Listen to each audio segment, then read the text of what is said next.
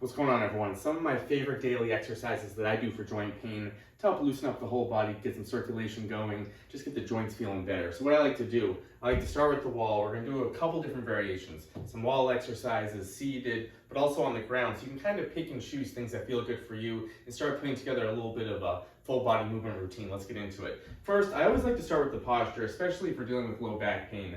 And I like to get the back as close to the wall as comfortable, especially that low back. You might find a pretty big arch through that low back, so we really want to engage the core, take some pressure off. So I'm first into a wall, hips come back, and I'm going to comfortably pull my abdominals in while I squeeze the glutes under, and you're trying to get that low back flush into the wall. That might take a little tension off of that side joints, off the low back if you're dealing with any sort of tension through there. So core is really squeezed. Then we think about the rest of the body, shoulders drilled back, head back into the wall, and everything is as close as comfortable. Maybe you're off the wall a little bit, but that's okay. Let's get the right muscles engaged to help you get nice and upright. So I'm gonna first ease down that low back, and I'm gonna work on some overhead reaches, but I'm gonna keep my low back engaged. So we're challenging the core. We're trying not to come off the wall as we reach, and you'll find this to be pretty challenging, especially on the lats, on the back. So I'm gonna work 10 repetitions with my back drilled in. The range of motion is gonna look different for everyone, just based on that overhead mobility, and that's okay, because we're working on stretching out the spine with the core engaged. So a great stretch with that core working.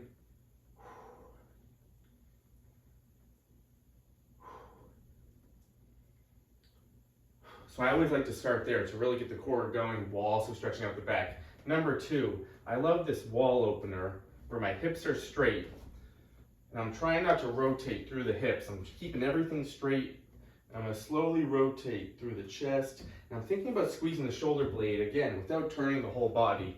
And you'll see this really hits those postural muscles. Everything that can get really tight if you're sitting a lot, if you're dealing with any sort of forward posture, through the shoulders, if the head's forward. This is a great drill to just work the postural muscles without maybe getting that low back or irritating a hip. You know, we can find with rotation, sometimes some irritation in the low back. So stay pretty strict. I like to turn the head as I turn my hand over just a little bit, but the hips remain locked in.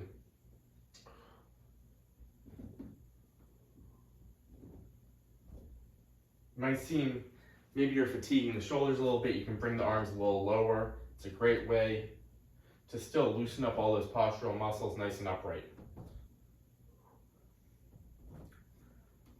So a great posture opener, check in the posture first, and we're getting some movement in the upper body. Number 2, when we think about the lower body, I sometimes like to think about starting from the bottom up. So maybe starting from the calves and the ankles, an area that can get incredibly tight, and you might not even realize it. So I'm gonna use the chair here. You can really use any support system. You could use the wall for this too, but I'm gonna use the chair.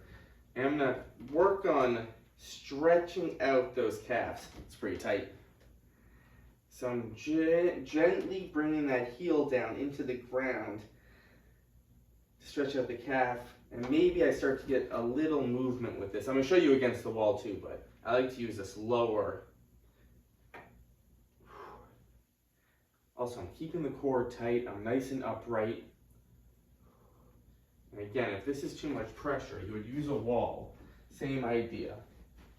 Alternating, bringing that heel down.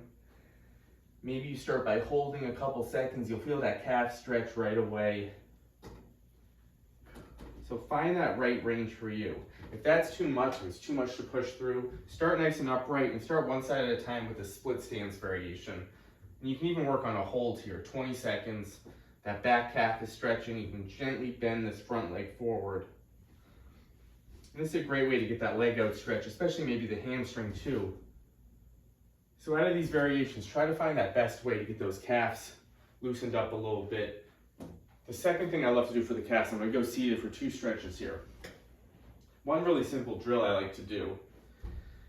Starting with my toes pointed down, I'm gonna bring the toes up, and you're gonna feel a great stretch in the side here.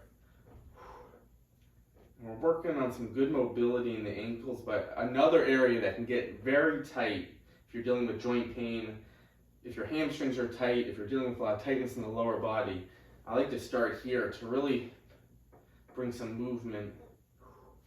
So I'm thinking about bringing the toes up towards me.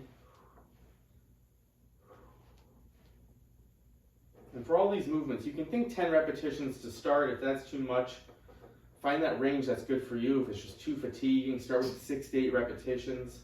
But find a good range where you're feeling good from it, but it's not too much. I'm going to do a little more here. This is tight right through the side of that calf. So lower body, I like to start ankles, calves, working our way up. Number 2, from the sitting position, cross leg. It can be very challenging for many to cross the leg over, again, if you're dealing with low back pain. So what I like to do, nice and upright posture. Let's get the core engaged first. I'm going to squeeze the abs in, squeeze the glutes, and then I'm going to try to stay nice and upright as I stretch this. If you start to feel this low back ache, what you'll do is nice and upright, gently pull the knee in until you feel that back of the hip stretch. So you'll try to find that best range if it's too tight crossed over. And you can hold this 20-25 seconds. Again, if you don't feel this in the right area here, if it's not in the back of that hip, gently pull the knee in and then we hold. Right into that hip, no low back. If you're not feeling the low back, you can work this figure 4, crossed over, and then gently lean forward till you feel that hip. If it's really tight, but you're feeling this area, but it's really, really tight, I like to work into tension and then relax. Really just working on that gradual range of motion. If it's really feeling blocked, bring some movement to it. Again, maybe 10 repetitions, 6 to 10 repetitions, both sides. But we don't want the low back to feel this here. We really just want to engage those glute muscles, those hip muscles. So find a good range. Maybe one side is tighter than the other, and maybe on one side you have to pull this leg in to feel that hip.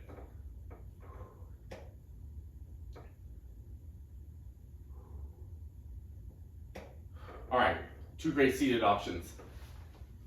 A third lower body exercise that you can do just with some space. Walking is a great tool for joint pain, but sometimes folks are dealing with some low back pain when they're walking. Maybe they're out of alignment a little bit. So what I like to do is start incorporating some backwards walking, where we're engaging the hamstring, those calves, and we're taking a little pressure off the knee. We can also focus on squeezing the abs in. So backwards walking is a great tool for joint pain, knee pain.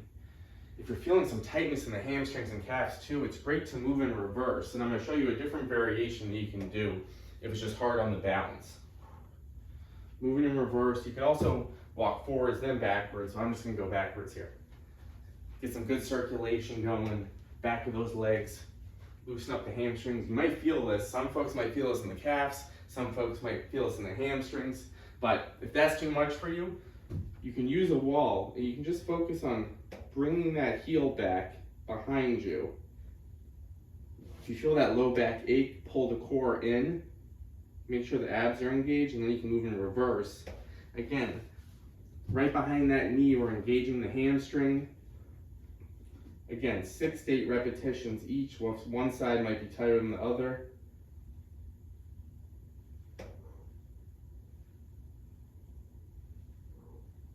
Excellent. So we're thinking full body here. We're thinking, let's get some movement going everywhere. You might feel some tightness in some different areas, maybe more than others, maybe the hamstrings. It's going to be different for everyone, but try to pick and choose a few of these and find that right rep range where it's not too much, but you're feeling looser, you're recovering pretty well for it, and then you can build it over time. All right, I want to finish on the ground. 2 of my favorite things. Back drilled in, low back's touching. What I'm going to do, first, get the arms out, elbows and back of the hands as close to the ground as comfortable. I'm going to work on these floor slides. As close to the ground as comfortable, all the way up, stretching out that whole back. If it's way too tight to be drilled in like this, especially with the low back drilled in, you might really feel the core work. Start off the body.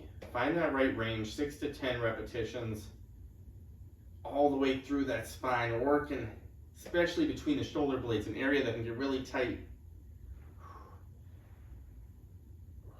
You can see my left arm's off a little bit, it's a little tighter on that side.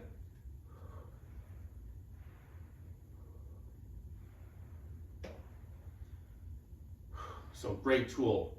Stretch out all those postural muscles, but also get the back going. Two things at once here. This whole upper body is working. All right, last thing, on the ground. I'm gonna work on pulling a knee in while the other leg is outstretched. You'll feel this other outstretched leg. But we're working that hip range of motion at the same time. So we're gonna get long, thinking about bringing this leg down into the ground to stretch through this whole side. And our low back is getting flush as we pull in. I like to alternate here a couple seconds. Again, 6 to 10 repetitions. You could also do just one hold. So you're holding this 20, 25 seconds. So there's many ways to stretch. I've shown a couple different variations. Sometimes we're working 10 repetitions through movement. Sometimes we're holding a stretch. You know, there's different times to work on these different methods. I like to move through motion before I'm doing maybe a strength training workout. So I would move more of a dynamic mobility. And maybe I'm holding a stretch after the workout. But I like to utilize both, especially if we're just trying to loosen up, thinking about the posture and joint pain. So utilize both. Find the best way for you to put a couple of these things together. And you can turn it into a little bit of a movement exercise routine where you're running through it. Say you choose 3 or 4 of those, you're gonna run through it 3 sets, 2 or 3 sets, see how it feels, start to tweak. Maybe you add in some more repetitions over time. Maybe it's good where it's at. You just put this in a couple days a week and see how your body responds. Always pay attention to how your body responds, so then you can tailor it to you, and over time, see how you progress it. And you know, it's always important to adapt things if it's not working for you, and modify the range of motion, lower the range of motion if the exercises are too much. So find that right range for you. Some of my favorite exercises from home, something that I really focus on. I'm a big proponent of strength training, weights, bands, but this is my foundation, the movement routine, especially for joint pain. We want to stay loose, we want to check on the posture, we want to get the core going. So I always like starting with this stuff, maybe in the mornings more if you're feeling that joint pain. Let me know what you think. What are some of your favorite exercises from home? Let us know in the comments. See you next time.